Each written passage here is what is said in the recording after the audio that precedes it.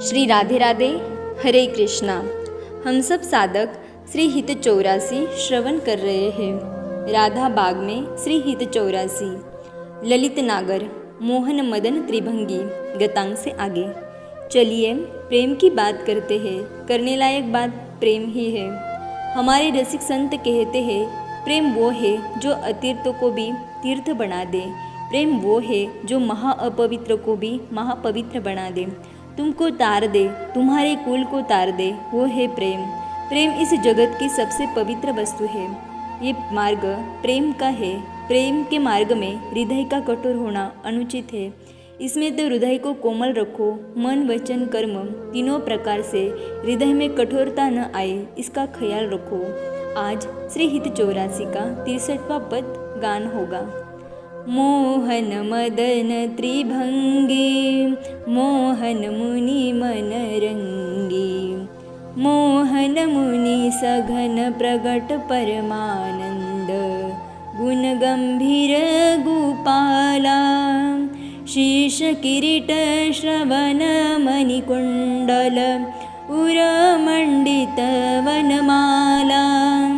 पीतांबर तन धातु विचित्रित, कलकिंकिनी कटिचंगे। नखमणि तरणी चरण सरसीरुह, मोहन मदन त्रिभंगी। मोहन बेनु बजावे, इहिरव नारी बुलावे। आई व्रज नारी सुनत वंशीरव, गृहपति बंधु बिसारे। दर्शन मदन गोपाल मनोहर, मन सिजताप निवारे। हर्षित वदन बंक अवलोकनी, सरस मधुर धुनि गावे। मधुमय श्याम समान अधर धरे, मोहन बेनु बजावे। रास रचुवन माही, विमल कल्पतरु छाई। विमल कल्पतरु तिर सुपेशल, शरद्रेन वर चंदा। शीतल मंद सुगंध पवन बहे तहा, खेलत नंद नंदा। अद्भुत ताल मृदंग मनोहर, किंकिनी शब्द कराही। यमुना पुलिन रसिक रस सागर, रास रचुवन माही। देखत मधुकर केली मोहे खग मृग बेली। मोहे मृग धेनु सहित सुर सुंदरी, प्रेम मगन पट छूटे। उड़गन चकित थकित शशि मंडल, कोटि मदन मन लूटे। अधर पान परिरंभन अतिरस, आनंद मगन सहेली। श्रीहित हरिवंश रसि सचू पावत, देखत मधुकर केली। मोहन मदन त्रिभंगी, मोहन मुनि मन रंगी। ध्यान। सुंदर श्रीवन की शोभा अद्वितीय है। शीतल पवन बह रहे हैं, पवन लताओं को झुमा रहे हैं। सुगंधित वातावरण हो गया है। लताओं में पुष्प खिले हैं, उन्हीं से सुगंध का प्रसार हो रहा है। युगलवर मुस्कुराते हुए रात्रिकालीन वन विहार कर रहे हैं। पीतांबर धारण किए है श्याम सुंदर, और नीलांबर धारण की हुई है श्यामाजू। युगल सरकार गलवैया दिए सखियों के साथ एक सुंदर से सरोवर में आते हैं। उस सरोवर बड़ा ही सुंदर है। उसके 4 घाटे जो मणिमाणिक्य से बने हैं, उन घाटों की शोभा देखते ही बनती है। प्रिया जी को आनंद आया उस सरोवर का दर्शन करके, तो वो घाट की एक सीढ़ी पर ही बैठ गई। उस सरोवर में हंस विहार कर रहे हैं, खेल रहे हैं। कमल खिले हैं, कई रंगों के कमल खिले हैं, लाल, हरे, गुलाबी, पीले, नीले। उनमें भ्रमर गुंजार कर रहे हैं। भ्रमर बड़े मतवाले हैं, वो कमल का रस पीना चाहते हैं। बार बार कमल में ही बैठते हैं, कुछ रस पीते हैं, फिर मत्त होकर उड़ जाते हैं, पर जाएंगे कहाँ, फिर आते हैं।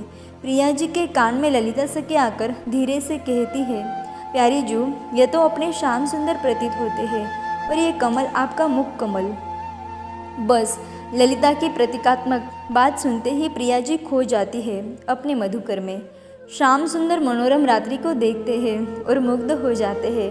फिर विचार करते हैं क्यों न इसी सरोवर के निकट श्याम सुंदर उचक कर देखते हैं।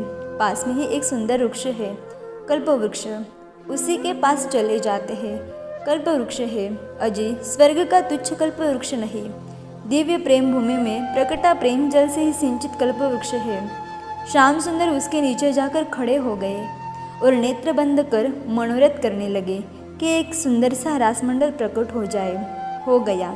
ये मंडल तो बहुत सुंदर था। श्याम सुंदर ने उसी समय आनंद में डूबकर अपनी फेट से बांसुरी निकाली और बजाने, और वो प्रेम ध्वनि पूरे श्रीवन में गूंज गई। हित सखी अपनी सखियों से इस झांकी का वर्णन करती है। सुंदर है मोहन, बहुत सुंदर, सबको मोहित करने वाले हैं ये। मदन यानी कामदेव को ये हराने वाले हैं। इनका यह ललित त्रिभंगी रूप सबको मोह में डाल रहा है सखी। हित सखी बता रही है, ये इनका सुंदर सुकुमार वपु मुनियों का भी मन हर लेता है। 3 जगह से टेढ़े हैं ये, इसलिए इनका नाम ही है त्रिभंगी। क्या रस मूर्ति है, आह भरती है हित सखी। ये रसिकता के सिर मोर है, ये गुणों का आगार है, और हमारी प्रिया जी की हर बात मानने वाले हैं, यानी आज्ञा पालक भी है। तभी तो रसघन मूर्ति कहा इनको। इनके सिर में मोर मुकुट है, गले में वनमाला है, कानों में कुंडल कितने सुंदर लग रहे हैं सखी। लगता है इन्हीं को देखती रहे।